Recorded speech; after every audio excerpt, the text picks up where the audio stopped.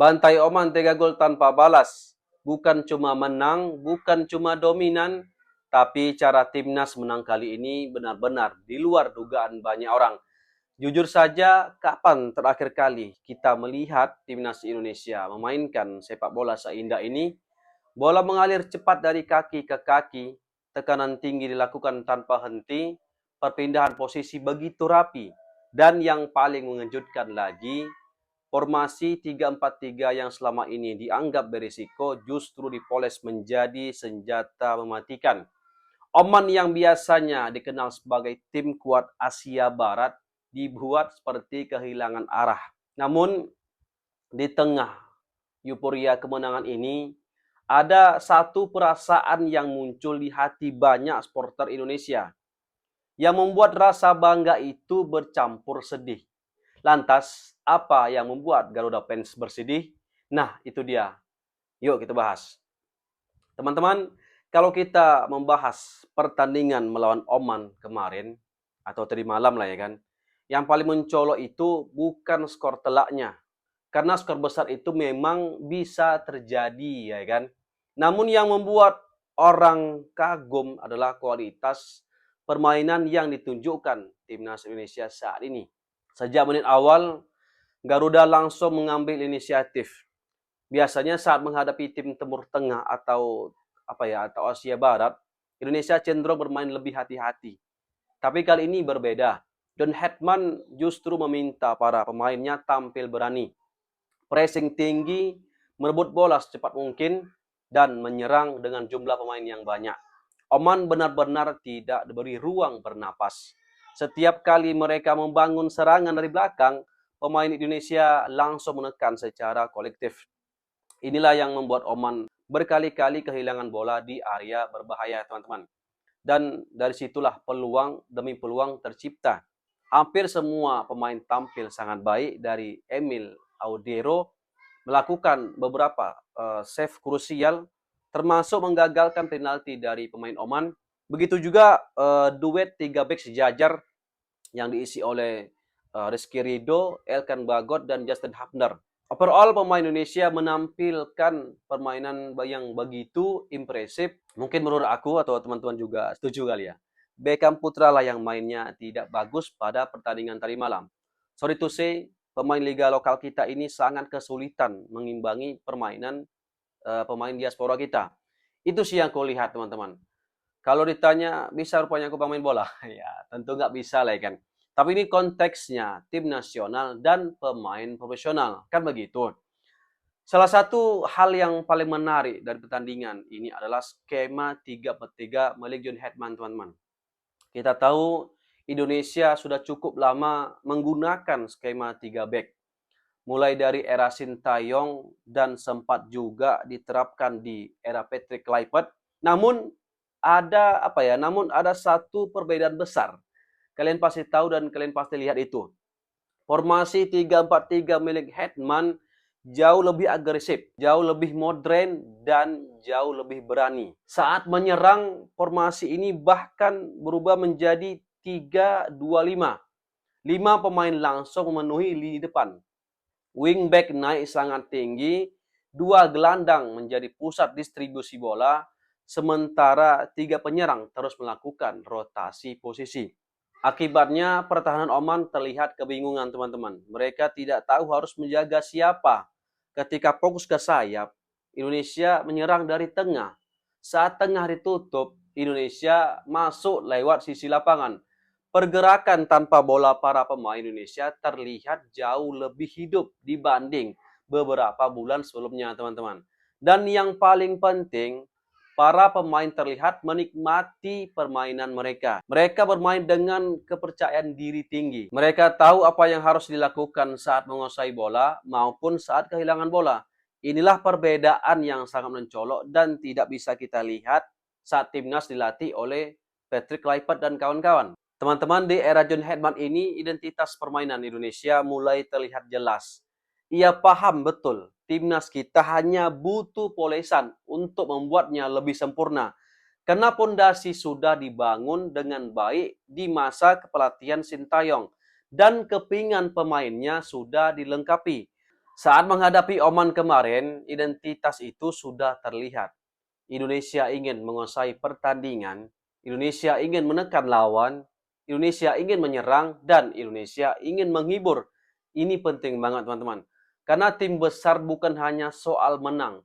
Tim besar punya karakter yang bisa dikenal. Dan berlahan-lahan karakter itu mulai muncul di era sekarang.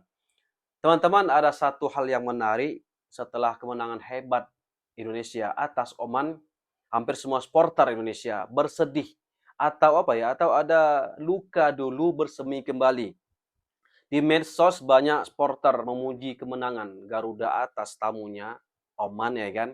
Tetapi di saat yang sama muncul komentar-komentar bernada penyesalan atau kesedihan atau apalagi itu bahasanya ya kan. Bukan menyesal hasil pertandingan kemarin atau tadi malam, melainkan menyesali keputusan yang diambil oleh PSSI pada waktu itu. Banyak yang mulai bertanya-tanya ya kan, atau komentar-komentar yang kita baca di media sosial, kalau saja Hetman datang lebih cepat, kalau saja yang menggantikan Sintayong waktu itu adalah John Hetman, apakah mimpi Indonesia menuju Piala Dunia 2026 sebenarnya bisa menjadi kenyataan? Inilah yang sedang ramai dibicarakan para pecinta sepak bola Indonesia saat ini. Pertanyaan itu muncul bukan tanpa alasan teman-teman. Karena dari beberapa pertandingan awal saja, Hetman berhasil menunjukkan sesuatu yang sangat menjanjikan. Struktur permainan lebih jelas, tekanan lebih agresif, pola serangan lebih bervariasi. Dan yang terpenting, para pemain terlihat berkembang. Tentu kita tidak bisa memastikan apa yang terjadi ya kan. Sepak bola tidak sesederhana itu. Tidak ada jaminan siapapun pasti membawa timnas lolos ke Piala Dunia. Tetapi melihat performa seperti ini, wajar jika muncul rasa atau luka lama dari para supporter, kan begitu. Karena peluang menuju Piala Dunia 2006 saat itu hanya berjarak 180 menit lagi gitu loh. Wah, teman-teman, kalau diingat-ingat lagi ya kan, baru itulah pertama kali aku meneteskan air mata atau menangis lah ya kan karena sepak bola. Menangis bukan karena bangga, tapi karena sedih yang begitu luar biasa. Sampai luka itu tak kunjung sembuh juga.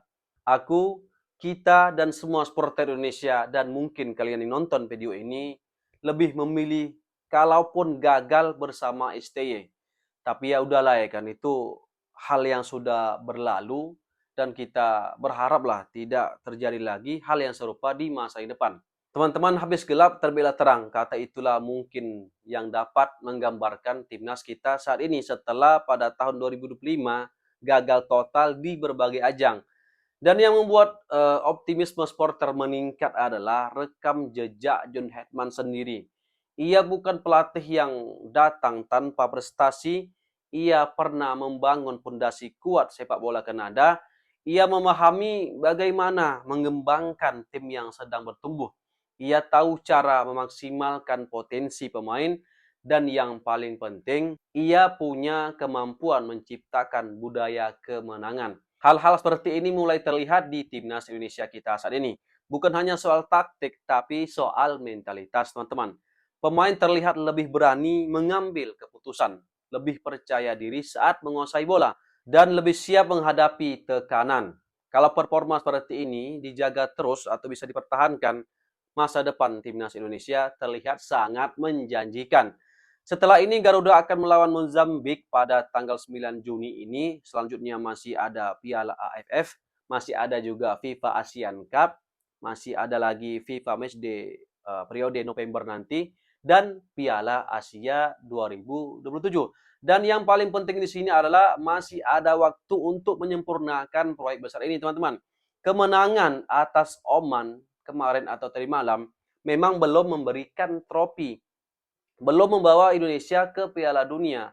Namun kemenangan ini memberikan sesuatu yang sangat berharga, yaitu harapan. Harapan bahwa Indonesia sedang bergerak ke arah yang benar, harapan bahwa Garuda bisa menjadi kekuatan besar di Asia, dan harapan bahwa suatu hari nanti mimpi tampil di panggung terbesar dunia benar-benar bisa terwujud. Jadi teman-teman, kemenangan 3-0 atas Oman bukan sekedar kemenangan biasa. Ini adalah pertunjukan sepak bola yang membuat kita bangga. Permainan indah, pressing agresif, formasi 3-4-3 yang berjalan sempurna, dominasi yang jarang kita lihat dari timnas Indonesia. Namun di balik semua kegembiraan itu terselip satu pertanyaan yang terus menghantui benak banyak supporter.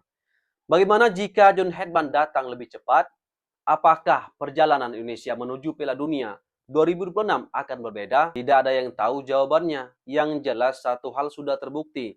Jika timnas Indonesia terus bermain seperti saat membantai Oman kemarin, maka masa depan Garuda terlihat jauh lebih cerah daripada sebelumnya. Bagaimana menurut kalian Garuda fans? Apakah John Hedman adalah pelatih yang seharusnya datang menggantikan Sintayong sejak awal? Tulis pendapat kalian di kolom komentar. Kita Garuda. Horas. Assalamualaikum warahmatullahi wabarakatuh.